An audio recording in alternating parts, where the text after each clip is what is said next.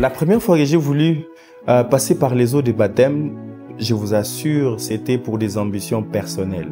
J'étais en train de préparer mon voyage, je devais aller étudier à l'étranger parce que j'étais à la recherche d'une bourse d'études. Et je me suis dit par formalité, comme je voyais tout le monde à mon église se faire baptiser, je ne savais pas exactement l'importance ou la signification de passer par les eaux de baptême. Malheureusement, comme c'était toute une séance, il fallait passer, c'était vraiment une classe qu'on suivait. Et dans cette classe, il y avait toute l'organisation académique. Il fallait être présent, ne pas être en retard. Et moi, j'avais pas vraiment respecté ces choses. Peut-être c'était dans le plan de Dieu.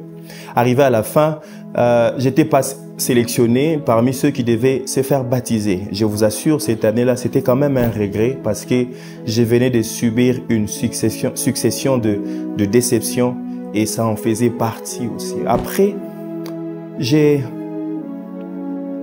sais pas, je pense que c'est le Saint-Esprit qui m'avait parlé différemment en disant que on ne s'est fait pas baptiser pour des ambitions personnelles. On s'est fait baptiser pour témoigner publiquement ce qui s'est fait spirituellement, ce qui s'est fait le jour où on a accepté le Christ. Vous savez, le jour où on a accepté le Seigneur, on s'est identifié à beaucoup de choses. On s'est identifié à sa mort, à son ensevelissement et à sa résurrection.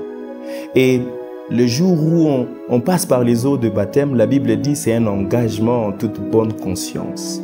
Et notre conscience, on s'est dit, quand je passe par les eaux de baptême, j'ai m'identifié à la mort, à l'ensevelissement et à la résurrection de Christ. Je témoigne publiquement désormais, je suis engagé à Christ, j'appartiens à Christ. Et quand je l'ai fait pour la deuxième fois, je vous assure, ces jours-là, je me rappelle, c'était le 5 août d'une certaine année, j'ai été complètement transformé, je me suis engagé, j'ai commencé à suivre le Seigneur jusqu'aujourd'hui et je ne regretterai au grand jamais de cette grande décision que j'avais prise ces jours-là. Et j'aimerais aussi vous encourager, vous, peut-être, vous voulez passer par les eaux de baptême, peut-être c'est pas le même cas que moi, vous cherchez à vous déplacer, peut-être c'est pour une autre raison. Je vous assure, on ne s'est fait pas baptiser pour des ambitions personnelles. On s'est fait baptiser pour Christ, pour s'engager à lui, pour s'identifier à ce qu'il a accompli pour nous à la croix et pour vivre une autre vie. Vous savez, quand nous sommes ressuscités avec lui. Et là où il est, nous sommes, là où il règne, nous régnons avec lui.